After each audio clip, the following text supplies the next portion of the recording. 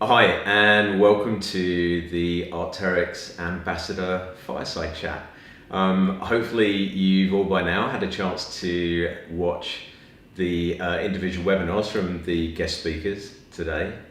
I'll introduce you to them one at a time. So we've got Stu Ship from City Mountaineering. He founded City Mountaineering.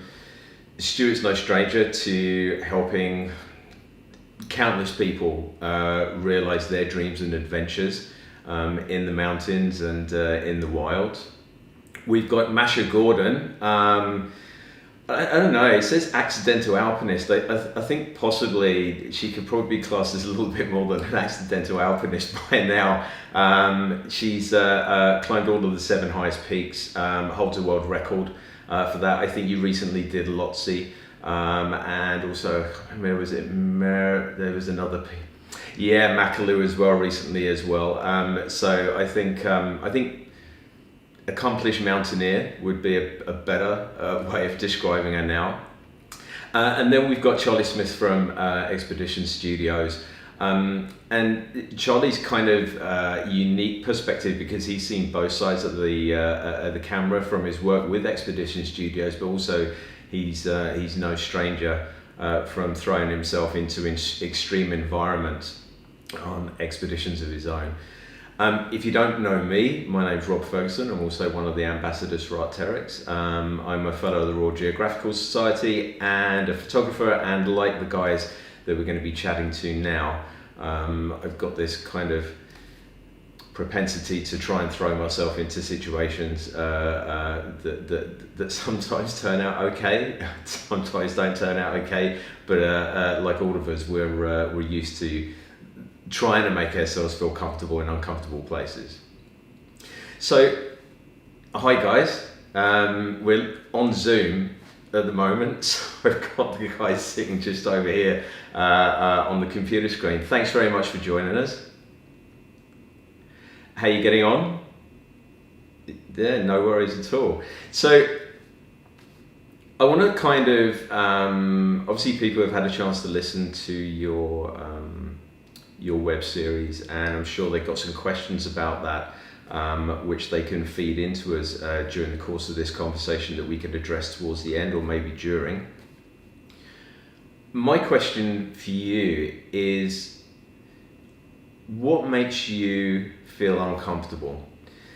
And the reason I'm asking you that is because I've got a thing which I use, it's kind of like my factor of when I'm out and about, and my factor of takes in all of the montage of and facets of risk assessment and situational awareness that flash through your mind at any particular time when you're going through something, and the length of the and the intensity of the that follows before I make a decision kind of gives me a little bit of an idea as to how bad things have got.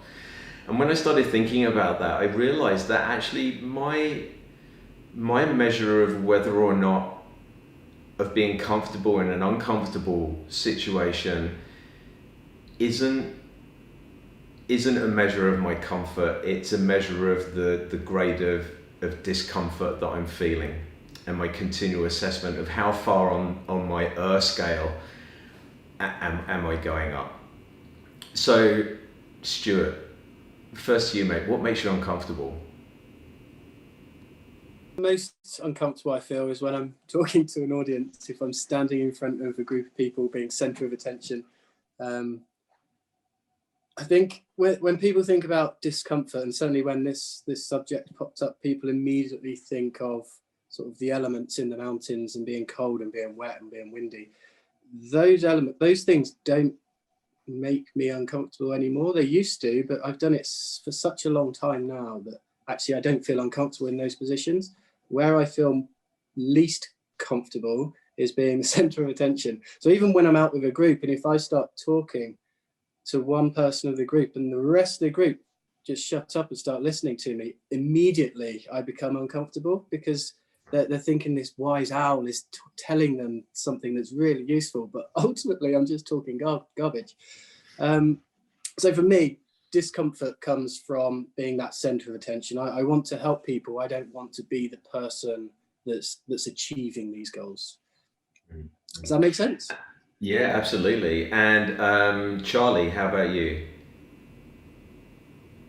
Out of all the questions I thought you were going to ask, I didn't think you were going to ask this one.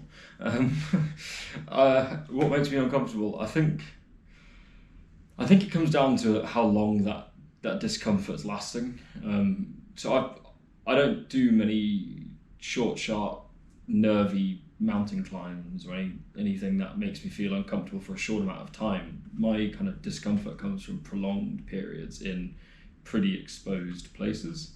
And I always have this thing of like, if you're feeling rubbish now, imagine how good you could be feeling in an hour's time. And that's kind of then what makes you think, well, it's only an hour away.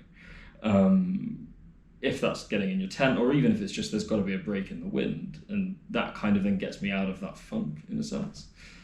I'd honestly say the things that make me the most discomfort is when everything's going quite calm, because when you're in a situation where you're expecting things to be challenging, and that could be on a mountain or it could be in everyday life, it's the things when everything's going quite easy and everything's chill that make me then still scan for, okay, what's going to happen, and it builds up like an anxiety in me, and I that's what I struggle with. It's when things are going well, it's what's going to hit me next, and I can't.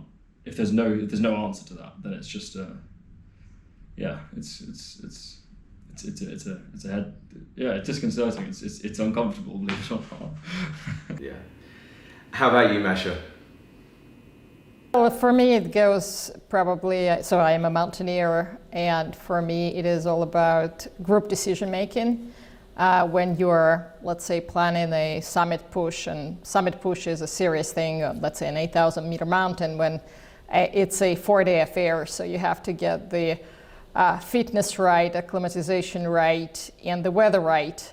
Not just for yourself, but usually you are doing it with a group of people, and they may have different levels of experience. So things tend to not go well when the group is leaderless and when the decision is taken by members of the group, because we are humans and we tend to, I think, gravitate to joint comfort. We tend not to to consider situations that may be really negative. The best example will be climbing 8,000 meter peaks, because everyone does, right? So why are you leaving tomorrow? Because, well, gosh, Expedition X and Expedition Y is going up and the weather must be good, they must know something. So we tend to feel as humans much more comfortable within that group thing, and that tends to be actually the pitfall of bad decisions. So I tend to, again, feel uncomfortable when I feel that the decision making is by the group. Equally, during climbs, the level of discomfort is, again, a human element when someone is above you and you have no idea what they are doing. Are they going up? Are they stuck? Could they be effectively a source of peril? So I've received a number of stones on my head, still alive, but I find that really, really scary. So again, it's the human element in a kind of funny way, rather than what Stuart called elements, because those we will learn how to deal with, right? The other bit is more of an errant. It's this known unknown. Yeah, no, I get that. I think, it's okay. So for me, it's a part of any situation which I kind of like call the void. It's like it's the empty space in a decision-making process, and what I mean by that is that I'm sitting and I've dynamically risk assessed my situation, whatever it is, whatever factors need risk assessing to it, but it's that one element which you can't risk assess for, and you would call it luck. It's the empty space under your foot, and I think probably all of us has been in that situation where you have to embrace chaos, or you have to embrace the possibility of a factor which is unknown to you to be able to move forward. So it's and I think, again, with all of your answers and with Masha as well, it's that relinquishing control, whether you're relinquishing control to a person or whether you're relinquishing control to an element of the situation, the environment you're in, whether it be weather or whether it be the foothold you're about to put your foot on. There's always a part and parcel of that which you can't forward plan. You can't look past it. It's an empty space. Past that, there's no kind of vision of what you can see there. So when it gets into that, so that period of stasis, that unknown is the thing that makes me uncomfortable. If you had any experiences of that, Charlie, where you've been in a situation and you've had to kind of relinquish that control to destiny and luck. Relinquishing control is a big thing for me. It's a bit of an aside, but I absolutely hate roller coasters. Absolutely hate them. Cannot stand them, because it's just the feeling of putting all of your existence in the hands of what is effectively a teenager on the ticket stamp, which I can't. A bit ropey sometimes as well, can't they? Yeah, exactly. You see some of the drops and some of the loop-de-loops, and I can't bring myself to do it. But then throw me into the middle of a blizzard, and I'm happy as Larry. But the relinquishing control thing for me is a big one. I think. So there's a couple of trips that spring to mind, but the biggest one about relinquishing control is in the middle. Between Vatnajökull and Hofsjökull, it's an area that you know quite well, actually. There's like a dip between the two glaciers, and what you end up getting is this consistent, impenetrable fog layer that just hangs between these two glaciers throughout the entirety of winter. And I've been there 4 times now, and every single time I've been there, it's been a case of you cannot see the sky to the floor. You can't. People exaggerate and say, "Oh, I couldn't see my hand in front of my face," and I'm not exaggerating. I could not see my hand in front of my face. We have to put bike lights in the back of the pulks, so there's a little red beacon in case you get lost in this in this fog. So and Steph and I were skiing through this area of just intense fog, and the winds were whipping around, and they were always coming from the south, which was a really good sign, because one thing that you can do if you can't be getting a GPS and you can't be getting a map of your compass out all the time, because compasses don't work because there's magnetic rocks all over the place, so it's just a navigation nightmare. And what we were using is the wind hitting our face, in this small exposed cracks between the balaclavas and whatnot, in that one direction. And we were heading south, and we couldn't see if there was hills in front of us, couldn't see if there was drops in front of us. The only way that you could see even landmass was just if the tips of your skis started just rising into the fog, or whether or not they started dropping into the fog, which is, it sounds horrifying, and it is horrifying, but you kind of get used to that relinquishment of control. Until we got into the tent that evening, and we were having this really, really down-to-earth chat of that was messed up, that was scary, it was almost torture in a sense, because you just had no idea if we're going in the right direction. And Steph turns and looks at me and goes, "Do you feel like we went around in a circle?" And I was like, "Yeah, twice. At about 12:30, we did 2 loops." And then we were like, "Right, let's have a look at the GPS, let's have a look at the spot tracker." We checked the GPS, we checked the spot tracker. To our, I guess happiness, but also fear, we didn't go around in a circle. We were completely cock on straight the entire way through.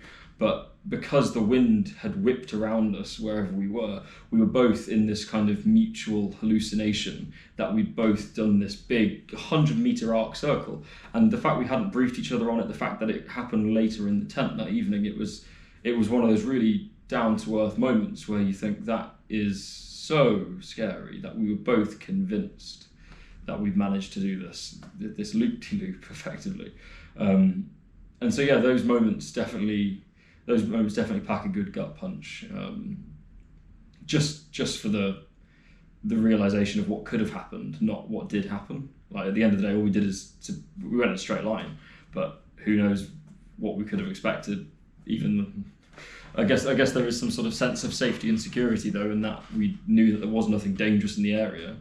But well, that's quite funny. I mean, actually, I was going to say I know exactly where you're talking about and exactly those kind of weather conditions. And in a similar situation, in very near to there, I got caught crossing sort of like a large area, and that sensory deficit that you have, and I was on my own at the time, but that sensory deficit that you have, I could have sworn there were things coming towards me out of the mist. And I was convinced that there was like, and bearing in mind sort of where we are, I was convinced that there was a polar bear tracking me, or that there was something. I mean, the biggest thing's probably going to be an Arctic fox. I suppose they could give me a nasty scratch, but still you'd eat high for the evening. Yeah, absolutely. So, but yeah, no, I know exactly what you mean there. How about you, Masha? That actually reminds me when I skied to the North Pole as a part of my record. And you obviously see steps of the polar bear, and you don't know whether it's a small cub or it's an angry mother. And obviously with the good thing is you actually had polar bears. Mine were imaginaries. But when you track on ice on the Arctic Ocean, and then you set up your tent, and you've done your 10 hours of skiing in sort of really wet, horrible and cold environment, you go to sleep and you have no idea whether the drift, because you're on ice, right? The drift has fully erased your journey. And that's really sort of, you have to relinquish. You don't know whether it'll take you the last degree, which I did, whether it would take you 7 days, 10 days, or 15 days, right? It all depends on picking the right trajectory versus the drift. And I think in the elements, and that's maybe the beautiful part about nature, we just have to embrace it, that it's larger than us, and kind of accept the discomfort of not knowing when the summit window will come or when we will reach that eponymous GPS point 90.0, right, which denotes North Pole. Very anticlimactic, by the way. And how about you, Stu? Yeah, well, just drawing on those whiteout conditions, I thrive in that. They're some of my favourite conditions, going up onto the Cairngorm Plateau in a full-on whiteout, where you don't know where the ground is, you don't know whether you're going uphill, downhill, completely disorientating. First time it happened, it properly freaked me out. But like anything, the more you do something, the more comfortable you are in that situation. And now I'll happily stroll around the Cairngorm Plateau in a whiteout on my own, comfortably knowing that I can get my way out of it. You're the polar bear that was tracking Rob then, Stu. But I knew there was something there. The ground's not going to crack below my feet, and I don't have any polar bears chasing me. So no, I actually thrive in that. I love those conditions. It's completely out of your control, the weather, the spin drift, and the ground conditions. But as long as you've got the tools to get through it, I think, and the experience that you can draw on, knowing that you know what you're doing, I think you can be really comfortable. But for me, in terms of relinquishing control, yeah, absolutely. You speak to any of my friends and they'll tell you I'm a complete control freak. I think certainly trying to expand my business, city mountaineering, part of that is having to relinquish control. This is my baby that I've nurtured for 5 or 6 years, and now having to pass it on to somebody else, that makes me uncomfortable. But similarly in the mountains, so in the earlier days, before I was leading groups, I've joined commercial expeditions. And actually thinking about it after you've asked this question, I was actually less comfortable following another leader who wasn't communicating exactly what's going on, compared to if I'm leading a group. If I'm leading a group, I'm in full control. I know everything that's happening. Whereas if I'm following somebody else, if I don't have the full information, I feel really uncomfortable. I want to know how long I've got left. What's the distance? What's the time? What's the terrain? Do you think it's because you have more experience now, Stu? I think there is an element of that, definitely. And I think I can't imagine I'd join another commercial expedition, but if I did, I think I'd be in a better position to understand a typical day on expedition. So no, I think you're probably right. And like you say, with that experience, you draw on it for every time you go out. So it doesn't matter how much experience you have, every time you go out, you're going to learn something new, you're going to pick up something new, and then that's going to be used at some point in the future. So I was really glad that you brought up, you started talking about sort of areas to look at that actually enable us to cope with discomfort, or to be able to better assess how much discomfort we're in, because knowing oneself and being aware of your own inner voice, I think is actually probably one of the main skill sets that you need. I think we've all heard horror stories about people who are unaware of their discomfort levels and unaware of their danger kind of level, or on my factor. That they don't have a visualization of that, and then end up blindly plodding further and further into trouble. So what do you think? I think there's two main areas really that you could look at. One of them is the physical aspects of expeditions and putting yourself into these environments, and the other one is the psychological aspects of it. So let's have a look at the physical aspects of things. So I've got a good question for Masha. Gear versus skill set. That's always a thing. So yeah, I think you probably know what I mean by gear versus skill set. Sure. Well, it's all about marrying the experience you've accumulated with the correct objective. So I ran a foundation concrete and rock, which disperses a large sum of money every year to female-led expeditions. And one of the things that our jury looks at is not at how complex your expedition proposal is, but what is in that journey, if we were to break it down in terms of skills, versus what you have done before. Is it matched, or are you likely, effectively through your ambition, to injure yourself?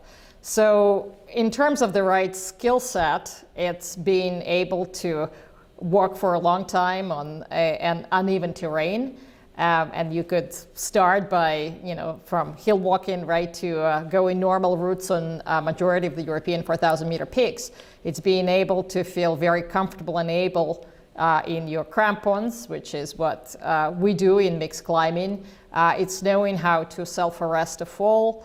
It's knowing, what to do if you have a problem with your belay, or if you cannot come down, or if you lost a piece of gear. So let's say you lost your belay device and you're on top. Can you actually make a knot on your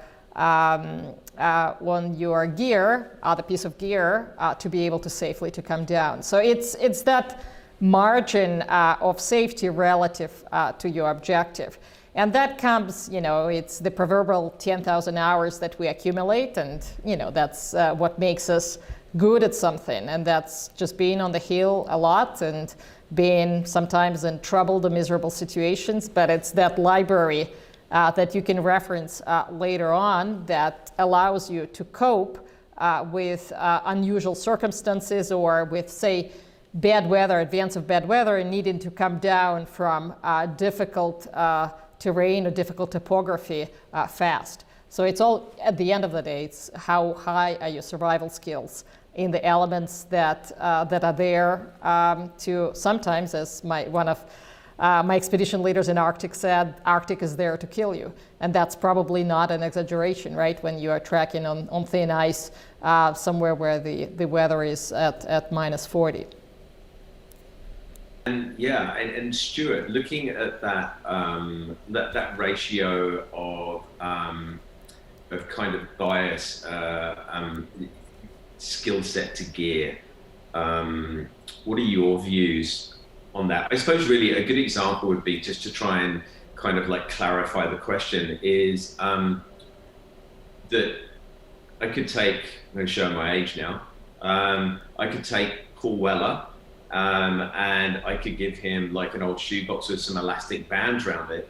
And he's going to be able to write a better song than I could on a 20,000-pound Gibson, because because of who he is and what he has. So kind of looking at it from that point is what sort of view would you have on advising people about gear set versus skill set? Yeah, no, I think it's a really good question, and I think it's a mistake a lot of people make, and I've made it myself. Obviously, everyone's seen my presentation, and I touched on this in that. And I made the mistake of having all the shiny gear, no idea whatsoever. You don't understand the risks that you're getting into. You might be fit enough to achieve an objective, but if you're not aware of the objective dangers, the objective risk of what you're doing, and the experience to draw on it, all that gear is worthless. It's completely irrelevant. And in the early days of me guiding, a group would turn up and they were wearing all this shiny new kit, looking like professional athletes. And I'm there wearing fairly old kit, thinking, oh my God, these guys know what they're doing. Why are they coming to me? I'm way out of my depth here. And then as soon as you get them out onto the hill, you realise, no, they've gone to the shop and they've done the exciting bit. They've bought all of the nice shiny kit, but actually they don't have the experience, and that's why they're coming to me, is to get that experience so they can then have the confidence to go out on their own. But I think it is key. A lot of people are blinkered to the risk, and I think that's where a lot of issues come. They see that social media, they see the glory shots on social media, and they want to replicate it. They want that photo, but they're coming from a very low base, and they're not. A lot of people aren't willing to put in the effort, put in the time, and to actually build their own skill set to be able to then go out and get those glory photos, if you like. I think there's an element nowadays of people wanting shortcuts to success. I saw that in my business life. I see that in the mountains. I think if people are patient, they'll become a more well-rounded individual. If they just put in the hard graft, learn the trade, and they'll become a much better person for it. No, I had a funny incident in Nepal, in Lantang, where we didn't quite realize, having left the gear at, we were climbing unclimbed peaks, still unclimbed, because we did not find the key, so to speak. But we set a tent on a glacier at about 6,000 meter height, where we assumed there was absolutely no life. And unlike what we should have done, which is what you do in places like Denali, you make a big stash and you basically put everything under the ice and flag it so you can find it again. There we set up a black diamond tent, which is this thin, tiny tent, and put effectively our freeze dry in. 2 days later, we returned back and we realized that we didn't have a tent, nor did we have any freeze dry, because the crows came. Who would have known that there were crows at 6,000 meters, and created this huge hole in the tent, ate all the freeze dry. And we had no option but effectively to try to patch up that tent to our best ability, and to survive in the next 48 hours with the extra food we brought for the summit push. And that's kind of you're on the borderline of survival, but that's your kind of bizarre element coming in that you've never thought about, right? The birds coming and destroying your gear. So how about you, Stu? Any anecdotal stories there of where kind of skill set has saved you from inadequate gear, or vice versa? It's not so much skill set. I don't consider it a skill, but it's more of a mindset. Similar to Charlie, I've had clothing fail. That's the worst type of failure for me, is when the clothes fail, and the elements get in. They get to your skin, they get to your core. You just can't think, let alone operate and decide which way you want to go. This was many years ago, and you learn from it. But my mindset was that you just have to get through it. You can't just dwell on it. You can't just sulk. You have to deal with what you've been given. Similarly, if you get benighted on a mountain, you get benighted, it generally means you haven't planned to be on that mountain, but something's happened that means that you're stuck on that mountain. You don't have the kit necessary to sleep up high on that mountain, and you just have to make the most of it. You have to find your shelter, you have to hunker down, and it's a sufferfest, but you just have to get through it. So I think it's very much a mindset, which I guess is a skill set. It's a part of your toolkit, I guess. Having that mindset of you just have to do it. If things go wrong, you can't just, everything isn't textbook. And I guess that goes back to all the gear, no idea. You can have the kit and look on YouTube and understand how to use it, but actually, and you can go out into the hills and practice the textbook way of doing it. But realistically, you're going to be in pretty dire conditions when you need it. And a good example is maybe a Crevasse Rescue, for example. So I bought the kit with my friend because we didn't want to pay for a guide. We went up onto a glacier, we played around. Everything was textbook. We learned how to do the Crevasse Rescues, the Z pulleys and all of that sort of stuff. Fine. We've never had to use it. Now I have had to use it many, many years later on Elbrus. I was guiding on Elbrus and it was a local guide, fell into a crevasse. He fell 20 meters. Luckily, it was onto a nice soft snow bridge and he was fine. And I had to set up with I think it was 5 or 6 clients at 2 o'clock in the morning with a gale blowing, had to set up this system to get this person out. Now, when I first tried this many years ago on Mont Blanc, I could do it, but could I have done it in those circumstances? So it's about understanding that kit. As Charlie said, you need to be able to use it. You have the kit, you go out, you use it, you practice, you see what works, you see what doesn't work, because ultimately when you need it most is pretty much when the conditions are the most severe. We've kind of like looked at the technical issues of the physical aspects, and where we're kind of moving towards now is very much the elements which exist within that void that I was talking about earlier on, in that blank space, and the element of chaos, force majeure, whatever it is that we like to call it, the unforeseen, the empty space on the board, which you don't know, the black hole, and you don't know what exists there. One of the things that in being ex-forces, one of the things that I brought out with me, which has served me very well in not just on expedition, but also just in general life, is the premise that it's okay to do nothing. It's okay to put yourself into a period of stasis as long as every choice that you make is a choice. So you can sit there and do nothing and sit there and wait, or not react to something. You have the choice to react to something or the choice to not react to something. But if whatever you're doing, it should always be a conscious choice. You should never be in a position, or you should aim to never be in a position where you are not doing anything because you don't know what to do. It's the progress over perfection. Whatever you do, do something, even if that something is doing nothing and sitting and waiting.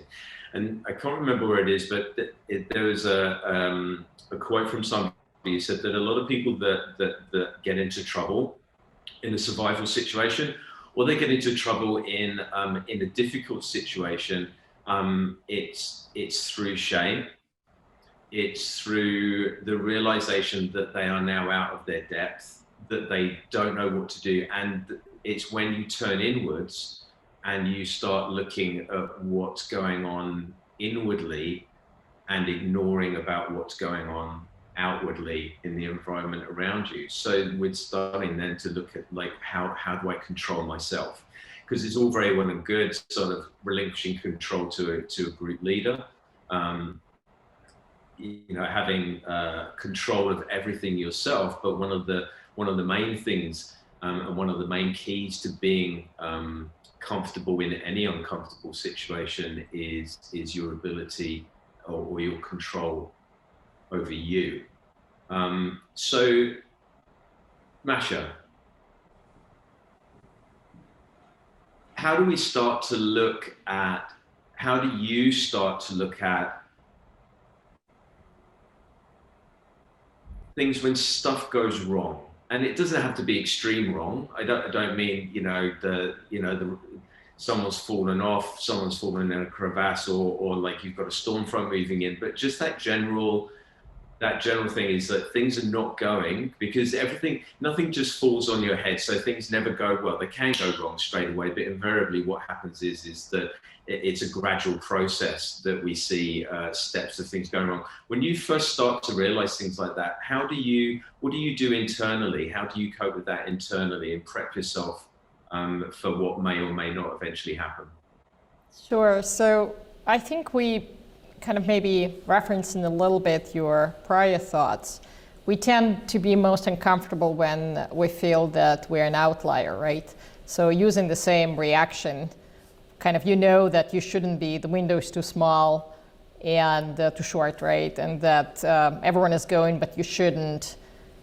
We tend not to like being outliers. So there I tend to, my background is in investing, and I tend to fall back on the behavioral traits, behavioral finance traits.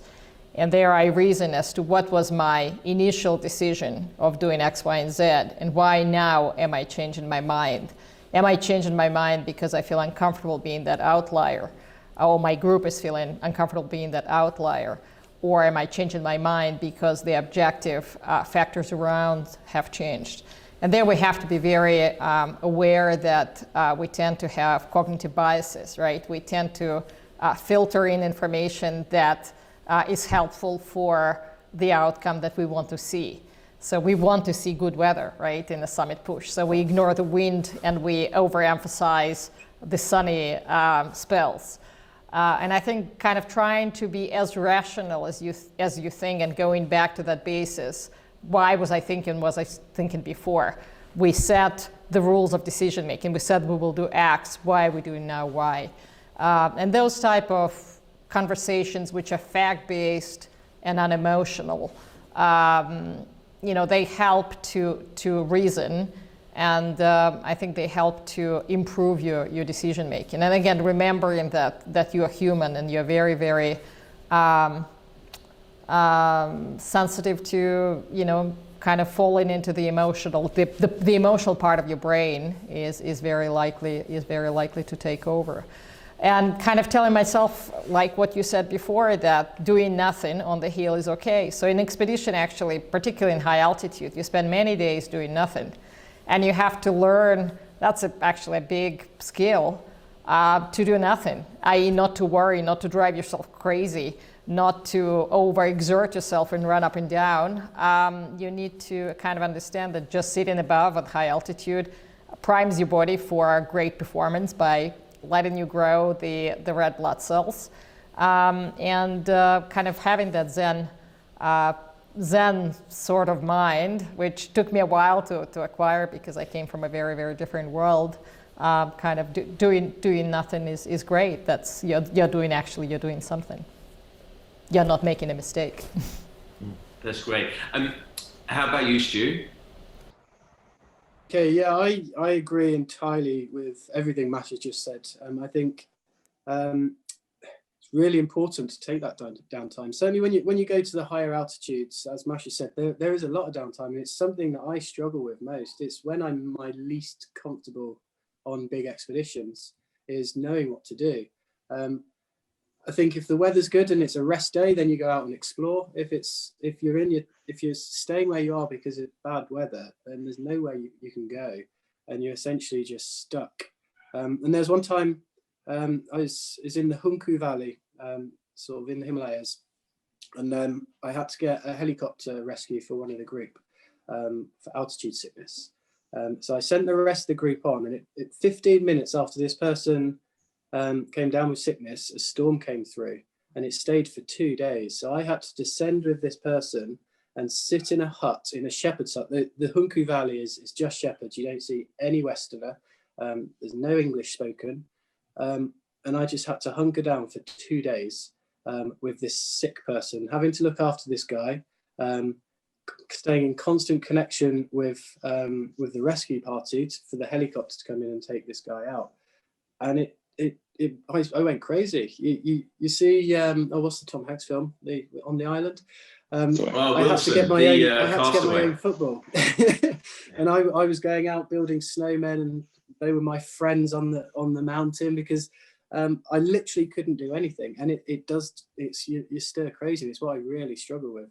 But I think there's an element of time frame. People live busy lives, and so when they do go out into the mountains on these expeditions, there's a finite time that they can go out there and then come back.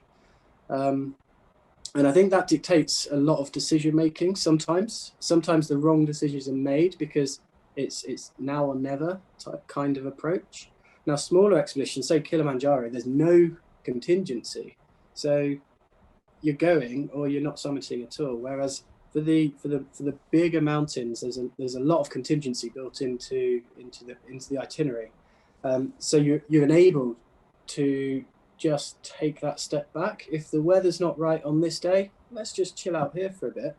It might be 2 days, might be 3 days. It's not uncommon for people to be stuck at camp on Denali for 2 weeks before the weather window is right for them to summit. And so it's all about that time frame, giving yourself that extra time to be able to enable yourself to achieve your goal. So I guess, again, it's also about the objective. What are you going out there to do? Are you there to want to summit this mountain? Are you there to experience the cultures and the trails, or to see that extreme weather? That might be a part of your ambition. And there's sometimes you can get into this heuristic trap in that your mind is set on it so hard. You've done all of the training. You've spent a lot of money to climb this mountain. God damn it, I'm going to climb that mountain. And that's where you can start making mistakes, and you need to separate yourself from that and just be in that moment, what's going on in the mountain, and make the decisions based on what's happening at that point in time, rather than anything else that's driving you to climb that mountain. The bragging rights, it's not worth the bragging rights going up in the story. Yeah, before we go on to Charlie, I was going to say the ego and keeping that in check. I mean, a lot of my expeditions are solo and unsupported, and again, there's been a couple of times where I've had things haven't gone to plan, and I could either push in one direction to achieve or try and achieve an objective where actually, if I looked at it realistically, was now out of reach. But ego would push you there, into potentially risking your safety, or risking the project or the ultimate goal of that project, just purely for your own bragging rights. And then, of course, the other option is to maybe readdress that and to maybe kind of diffract that vision slightly and shift that vision of what you wanted to do slightly left of center, so that you're still achieving 99% or 95% of what you wanted to achieve. And maybe there's a slightly different element to it. But yeah, that self-policing is really important. Charlie, I had a really it's actually scarily apt considering the topic at the moment, but I had a really similar situation in January where a friend of mine who I've been on multiple trips with effectively went into a state of successive panic attacks for about 5 days. We ended up ditching into a hut at the foot of this little glacier called Desensitization. And while he was in the hut, he just could not break this series of panic attacks. It was, as a friend, seeing a friend, it was a position that you'd never want to see any of your friends in, because it's so alien to you, because this person's usually like a bastion of strength.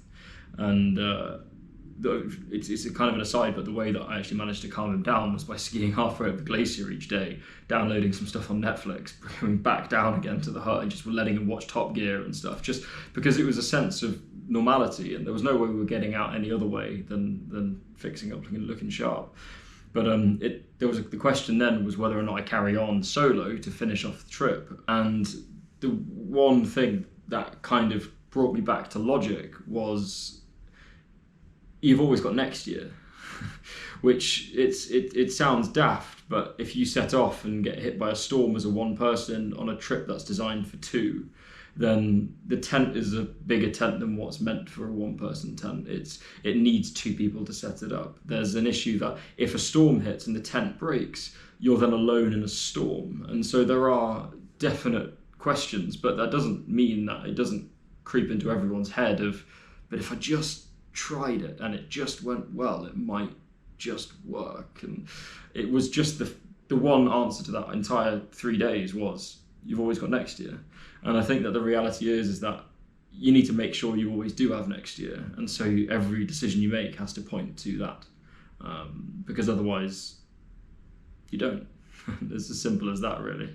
Absolutely. I think it's that it's that self-policing. It's that keeping a level head.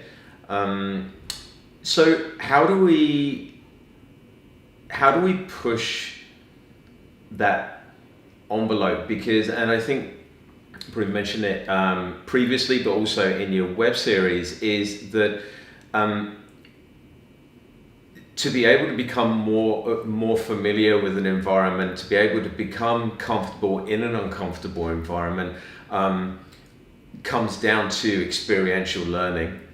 The progressive desensitization, or actually maybe desensitization is wrong, because we still want to be sensitized to everything that's going on and not oblivious of it, but this ability to be able to judge our own skill set and the situational awareness around us.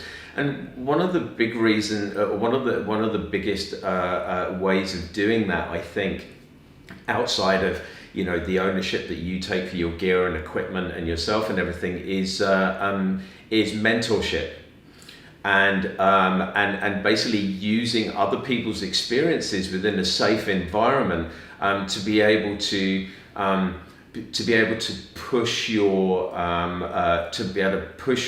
comfort level, or push you just outside your comfort level, but with the trust that somebody around you is there and has your back. I think definitely people like Conrad Anker and Jimmy Chin, I've seen a lot of their work, and they speak a lot about previous mentors that they've had that enabled them to push the envelope and to get that experiential learning, but in a more controlled environment. So coming to you, Stu, mentors, whether virtual or physical, or relevant to adventure, or whether maybe from previous, like non-adventure based things. What are your experiences of that, or views on that? It's an odd one, because I've never subscribed. I think so.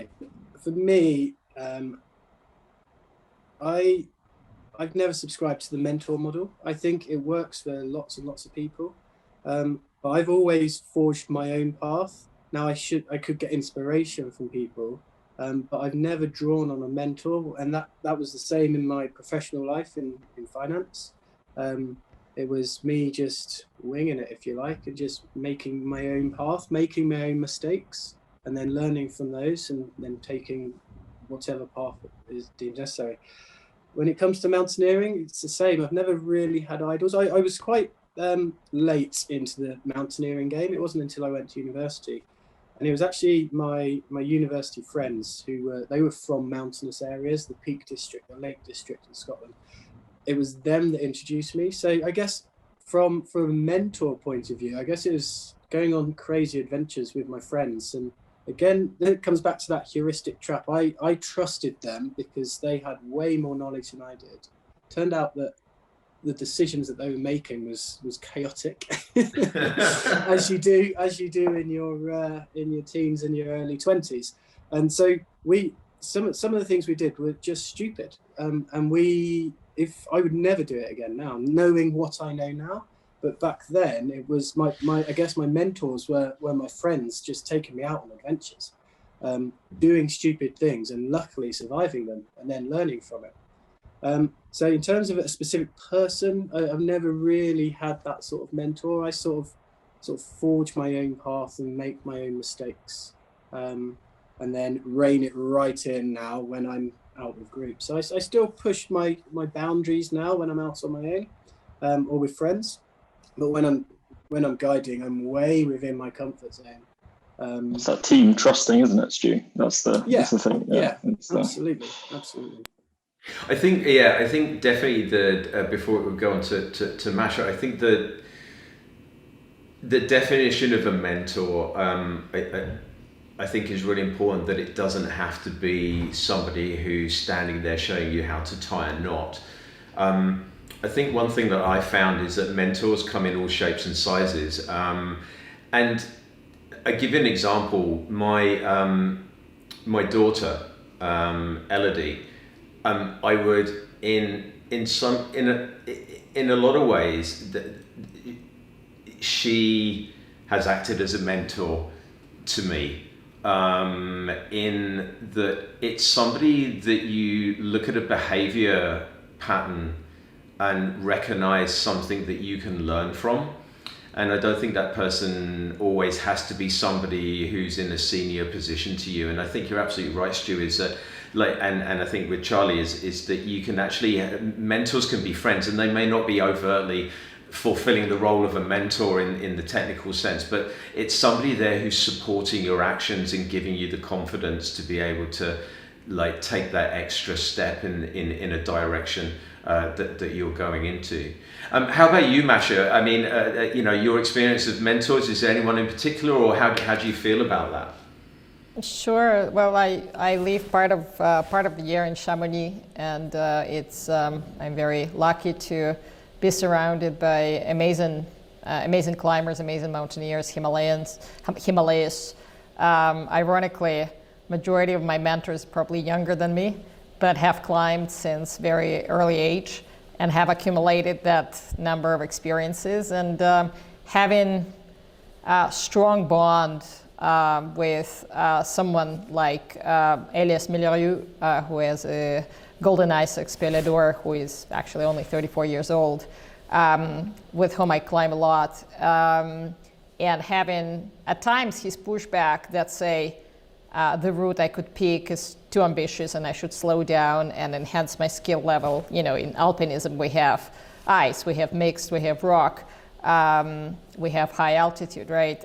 Someone giving you an honest feedback, but giving it with care and love, something that you're likely to listen to versus your own ego. So having that mirror, mentors provide you with a mirror, or at times provide you with confidence. And I think maybe bringing in gender perspective, women tend to be less sure of what they can do, and they can do more than their confidence suggests them. So mentors could encourage to aim for something interesting, ambitious, and to try, say, routes that you thought were outside of the range.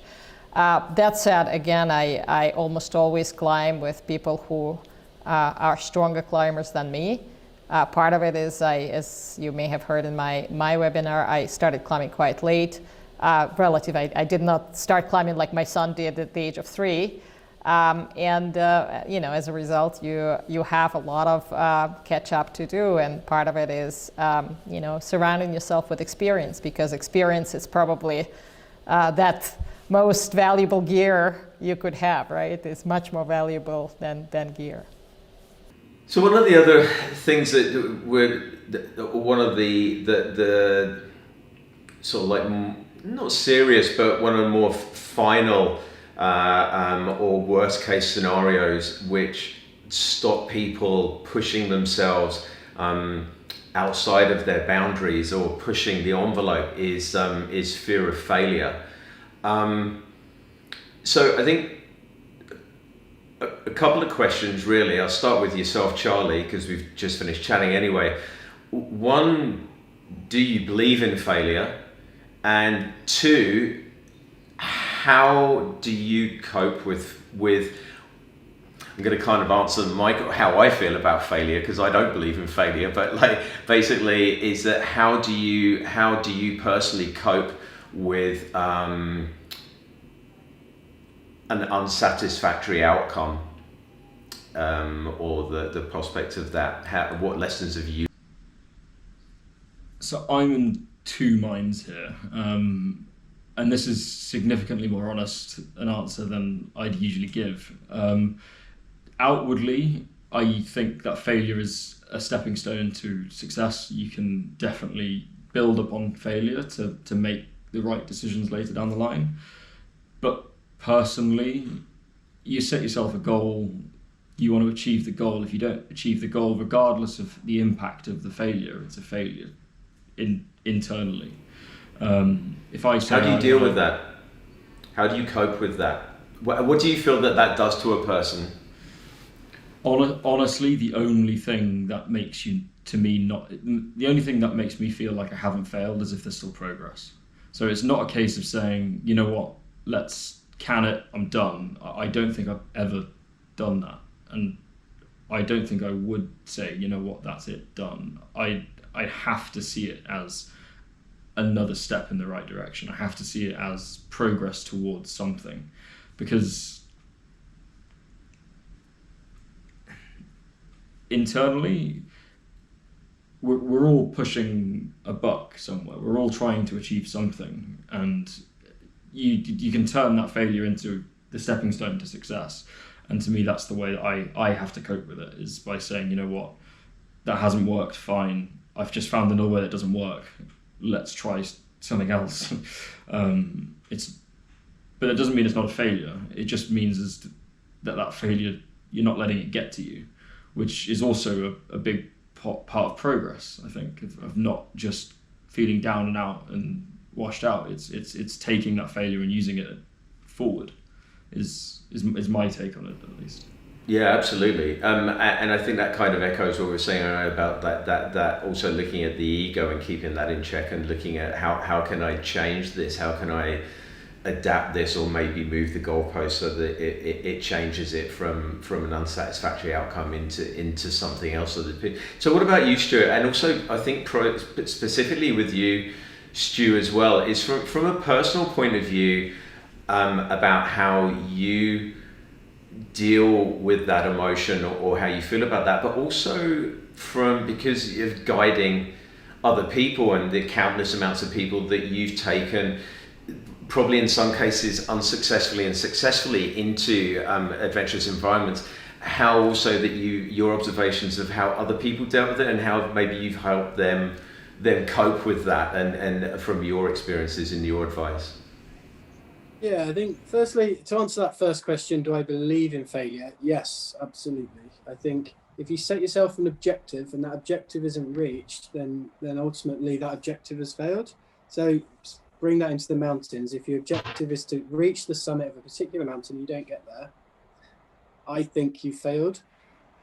But there are reasons for that failure. And so going back into the sort of business world and the sort of thing that I used to do back in the day, and you look at the feedback loop. So you work out what went wrong, what didn't go so well. So what went well and what didn't go so well. And then you learn from those mistakes. And going back to what Charlie said a couple of questions ago, we learn most from failure. So I do believe in failure. Failure does happen, but failure isn't a bad thing. I think failure is very much a big part of developing, and I think it's the best way to develop is to fail. Certainly running city mountaineering, there's lots of things that I've tried that I've failed, and I've loved doing it because it's enabled me to just try something. And if it doesn't work, it doesn't work, but at least I know that I've tried it and I've learned from it. So then I can move on to something else. And that's the same in the mountains. Going to your question with groups, generally there are reasons for failure. Usually the failure is outside of your control. Quite often in the mountains, the failure to reach an objective is weather. It's the biggest factor, I think, in not reaching the objective. And if that's the reason, every single person in that group understands, because they were with me when that decision has been made. They can see what the conditions are like for themselves. We've talked about being uncomfortable in bad weather. Now, I think it's fair to say that I'm probably more comfortable in those foul conditions than everyone else in that group, because I spend my life in those conditions. Now, if I'm thinking that it's getting a bit dicey, you can almost guarantee that every single person in that group is petrified. They're way out of their comfort zone, and they want me to make the decision. They're obviously disappointed. Certainly for the bigger expeditions, because going back to what I said previously, they've spent money, a lot of money quite often, and time training, taken time off work to go and complete this objective. And so in the short term, there is huge disappointment. There's disappointment for me as well, because I failed to get them to the summit, and I'm my biggest critic. I will always, I strive to be the best. I strive to be the best in the business world. I'm not the best, but I'm always looking at ways to improve. And so if we didn't reach a summit, then I'm looking at myself as to why. And these people have had dreams of reaching this peak, and I've not enabled them to do it. So what could I do differently? But like I say, most of the time it's weather. And so there's nothing I can do about it. How do you coach? How do you help coach them through that failure though? Because that's also, I mean, we were saying about being comfortable in uncomfortable situations, and I think this is a good example of an uncomfortable situation and finding comfort within it that isn't a physical. Situation. So what advice, because obviously one of the things that you want to do is that when you come to that point where you haven't achieved an objective, you definitely don't want somebody to be in that situation where they now feel that they can never go back into that, and whether that be going to a mountain or whether that be applying for a job, or whatever that may be. What advice would you give somebody on how to kind of like manage that emotion so that you come out with a positive and ready to like hit the summit again, or ready to challenge that problem again? Yeah, I think if it's somebody within my group, I'd be managing it as an expedition progresses. I'd understand everyone will deal with comfort, discomfort, with risk, with potential failure differently. So I'm garnering from each person how I deal with each person. You're absolutely right. I think the mental side of expeditioning is the most critical. People might focus on the kit and the training, but if you're not in that right headspace, then you're not giving yourself the best opportunity to succeed. And that goes in any walk of life, I think. But I would be talking to them constantly throughout. I'm keeping an eye on the weather conditions. I'm very open with my groups as to exactly what's going on at any point in time. Now, my job is to obviously put them in the right headspace. So if the conditions were right, to get them to that summit. But I also have to, so I don't want to start bringing negativity in or any sort of out, if you like. I think certainly on summit day, the biggest challenge for me is just keeping people moving, not allowing them to turn around. And I'm very clear with them that I want them to keep on moving. They should only be going back if me or a Sherpa turns them around, because we're seeing that they're in trouble and we're doing it for their safety. But in terms of dealing with the failure, like I say, they're there when the decision's being made. I'm open with them about the decision I'm making and why I'm making that decision. So post-event, there's actually not too much to talk about in terms of why we failed the objective. However, you are their mentor, coaching them through. You are actually enabling them and facilitating. That's it. So people talk about being a guide, being an expedition leader in Africa, in Nepal. You're not a guide. You are a mentor. It's amazing how quickly people open up to you as well. And you're a safe place for people. It's for people to come and just talk to. A lot goes on in your head when you're uncomfortable. And when you're going to altitude, you're uncomfortable quite a lot if you haven't experienced it and you don't know what's going on. So I would say 95% of my job is allowing people to mentally get themselves ready to go for the summit. I'm not going to drag them up, and I'm clear with them. They're doing it under their own steam. I'm trying to get them into the right mindset, ready for them to reach that summit. Now, if it's somebody that I don't know, and I've heard say they tried to climb Aconcagua, they didn't reach the summit. I wasn't on the trip. I don't know the circumstances. My approach would be slightly different because I've not kept abreast of what's going on. And it'd be more along the lines of try and compartmentalize the entire trip. What was good and what was bad. And this is oversimplifying, but what went well, what didn't go too well, where were you comfortable, where were you uncomfortable? And just by virtue of thinking of that, that's going to put you in a better position next time, and you can prepare for that element. Now, the more you go to altitude, the more comfortable you become with altitude. We talk about muscle memory when you do activities, when you do exercise. There's also cell memory. So when you go to altitude, the first time you go, for most people, that Everest Base Camp, Kilimanjaro, they're going to feel rotten. Because ultimately, when you go to altitude, your cells, every cell in your body is changing to try and cope with these different conditions than you're used to at sea level. Now, you go back in a year's time, your cells are already knowing what's going on. So they have this cell memory. So they start changing quicker to enable you to cope with the changing conditions quicker. So you're less susceptible to the sickness on the mountain. And the more you do that, the quicker your body's going to adapt. So this is the sort of advice that I'd be giving somebody, say they didn't get to the summit of Aconcagua because they struggled with the altitude. If you go back, you're actually going to be better at it. And then the more you do it, the better the easier it becomes.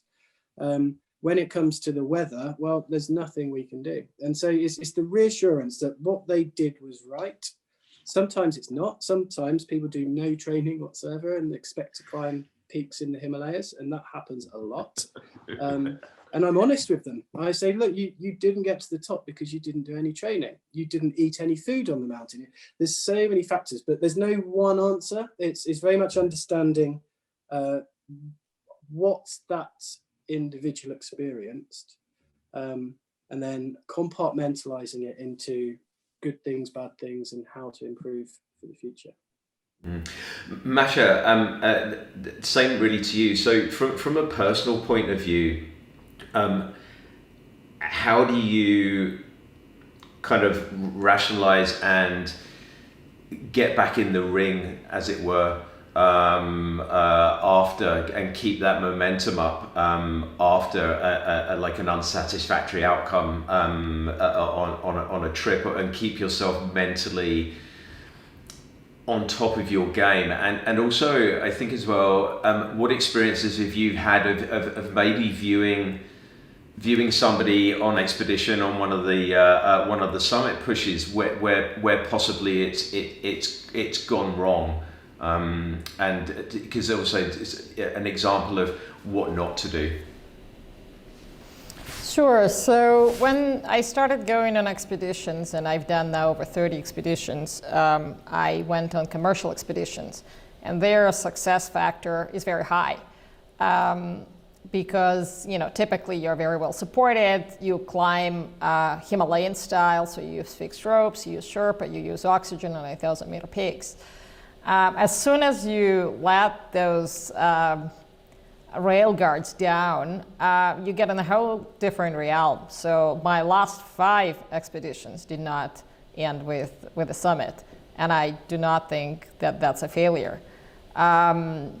Let's maybe drill into one of them. I was looking to climb Gasherbrum 2, which is not particularly difficult 8,000-meter peak in Pakistan. It still involves a 120-kilometer track, the same way you kind of track to K2 just to get to the base camp. It's an 8,000er. But I chose to climb it alpine style in the season where there also were no commercial expeditions. And alpine style means that you climb everything just with your partner. You don't set the fixed lines. You climb with a tight rope, right? Or you climb pitches. So it is hard. It takes a long time. And in our case, our windows were very, very short. So we managed to acclimatize really well. We had a beautiful 10-day window while we were acclimatizing, because again, you climb without oxygen, alpine style, you carry everything yourself. You need that longer acclimatization. Though I do agree with Stuart that cells have memory, and I am a very quick acclimatizer. Still, when we were ready to go, the summit window was 2 days, and we tried. And on the second day, we got remarkably fast to the high camp. On the second day, we woke up to 50 centimeters of snow under a big pyramid of Gasherbrum 2. And we tried for 5 hours, breaking the trail until we saw that we were no, it's not just a question of being hard. We saw we were walking under the pyramid, and we saw the spin drift avalanches starting to happen. And just like that, the expedition was over. And that's the hardest thing, right? But you can't say it's a failure, because you take a decision that you choose life versus 50% of being buried under, right? Because you take wind pack, wind pack above you, a snowpack, wind pack above you, and you make a right decision. But just like that, 5 weeks of work was over, right? And then to get back to Islamabad, it takes you full 36 hours walking over Ngorongoro pass, walking nonstop. So just to extricate yourself, right? So you have a lot of time, and it's hard again, to think it through. And there, our decision making honestly couldn't have been better. We were unlucky that the window we had for acclimatization was so long, and then that high pressure story was exhausted, as it is in Karakoram often, and we had only 2 days to summit. So that's hard. Alaska was a similar example, and there we kind of decided after 10 days of plowing snow in the Ruth Gorge that we may as well fly to Utah and climb cracks, and that was the best decision ever. We saved the expedition by having Plan B. So often having Plan B, let's say you arrive to Khumbu and you want to climb a gully like, let's say somewhere on Chalatse, but there is no ice or the conditions are not right, you should have a Plan B in your pocket to save that trip. So for us, that Alaska story obviously was very, very instrumental. And lastly, when you go for first ascents of mountains, and I've tried a mountain in Lantang twice, and first time my partner got sick and I had to rescue him from 6,400 meters, someone far, far more experienced than me. And we had to go down for 48 hours on a glacier, et cetera, et cetera. That was a great formative experience for me, actually understanding that I can do a lot more than I thought I could, right? Being with an experienced person, I could save human life.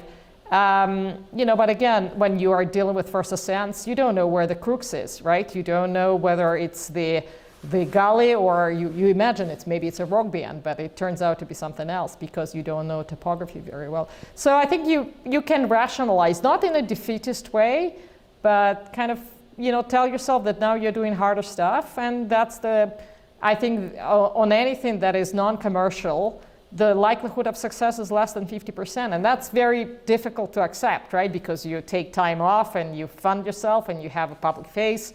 And general public kind of views it as a failure.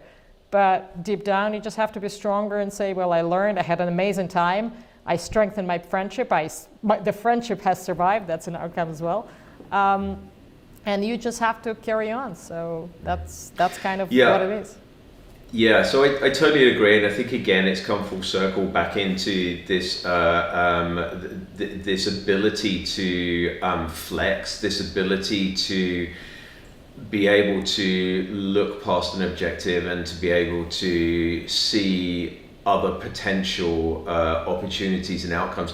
I mean, personally, again, I never really class anything as a failure. I only look at outcomes, and that the outcome may not be what you expected it to be, but it doesn't necessarily mean that outcome is a bad outcome. And again, the potential for experiential growth and learning, even through a situation where you have to flex, adapt, change, is still as valuable as and probably, and I think as Stuart mentioned, I think also as Charlie has mentioned, and I think as we've all experienced, is, well, I mean, one thing is nothing's an adventure until something goes wrong anyway. If everything went right, then we've learned that we know everything that we knew anyway. So it's not really until you get tested and things go wrong that possibly your learning curve increases exponentially, and the adventure really starts. Again, I mean, situations for me where you've been, I mean, the worst one for me was being in the middle of nowhere in Norway, 4 days walk out on my own with a broken foot.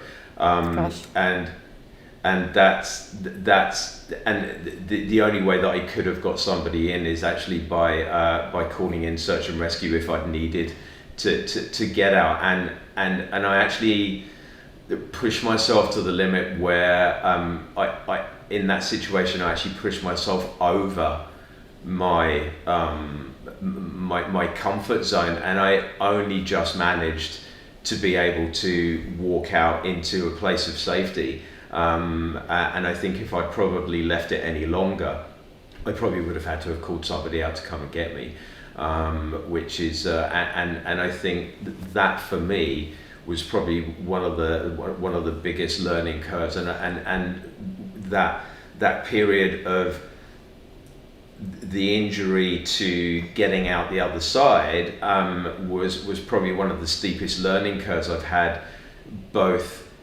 from an expedition planning point of view, but also from a personal development point of view. That's probably the highest or the best learning experience I've ever had.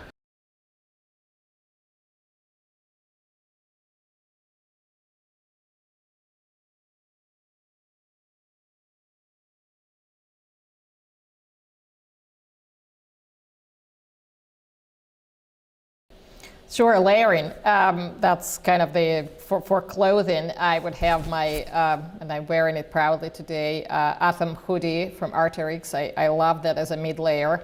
And then your Gore-Tex, because that's is saving you from being in a debilitating wind, and saving you, kind of keeping you dry. So I think layering is very, very important, and that's the gear that has to feel right.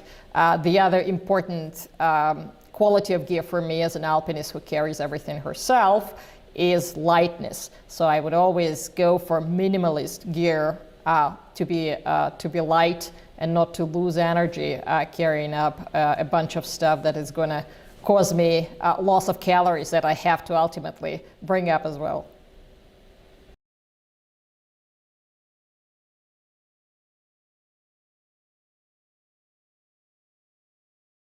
As stupid as it sounds, all of the above. So there's this amazing hot chocolate stuff. It's called Ultra Fuel, and it's basically a meal replacement. And you pour your boiling water into this bag, seal the bag straight in the sleeping bag. It acts as like a little radiator for you for the 20 minutes while it like does its thing. The soft toy on an expedition in 2015, we were in some geothermal hot pools next to a big volcanic area, and my friend, it was Christmas, and my friend got me a rubber duck, and that's been on every single expedition with me since that point. It's still even ones where there's no water because everything's frozen. Rubber duck. I mean, I got him fake snow, so I think that's a fair trade. And then extra socks, because there is nothing better than getting in your sleeping bag after you've been wearing thin, like long distance ski touring socks and just putting a nice pair of loose knit wool socks on just to let everything breathe. So all of the above for that. Those three are my. Nice.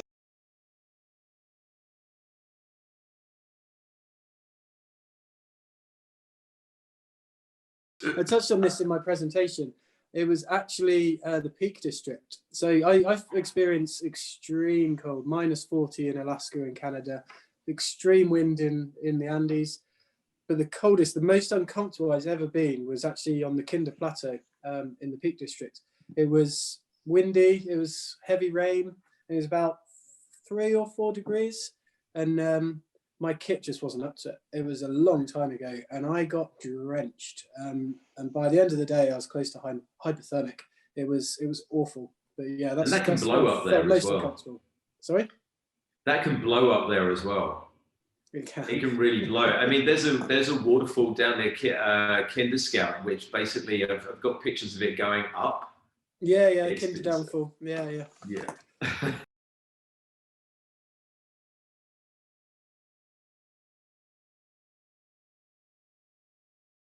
I think the biggest lesson I've learned is just rational thought, of just trying to think from every angle and trying to make sure that you're trying to approach problems in a really analytical, pragmatic and logical way. You don't want to let the emotion get the better of you. You want to think about things that are in front of you.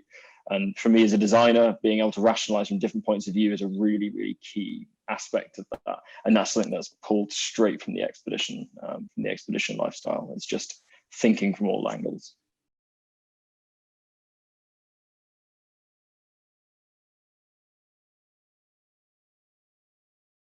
Well, everything is relative to the objective that you're picking, but I think you have to have a very good base level of endurance, and then you just need to practice every day. So I think doing something every day is important, and those little kind of little layers they add up to then a step change in your ability to tackle something bigger.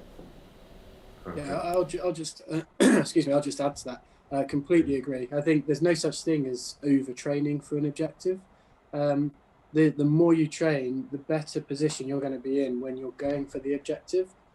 If you can take out the equation, the thought that you might not be fit enough, you're then enabled to think about just getting on with the job in hand. It's a physical thing as well, isn't it? Once you're fit enough, you'll make better decisions. You'll be able to actually think clearer. You'll be able to take on more at any one time. So it's not just like a mental thing. You genuinely can do more if you're fitter. It's going back to what we discussed before about controlling the controllables. Now, your own personal fitness is controllable. If you go out there and push hard in training, it's going to make it as easy as possible on the mountain. So absolutely. Guys, thank you so much for your time. Thank you for your individual webinars. What I would say to people is check out the Instagram websites for Stu, for Charlie, for Masha, and for myself as well. Feel free to ask us questions via DM. If there's anything that wasn't addressed in the chats that we had today or in the webinars, then reach out. We're always more than happy to help people out and to answer questions. So DM us if you get anything at all, or if you need any information at all to extend from what we've covered here. Guys, thank you very much for your time. Have a nice rest of the evening. And I look forward to seeing what we can get up to next.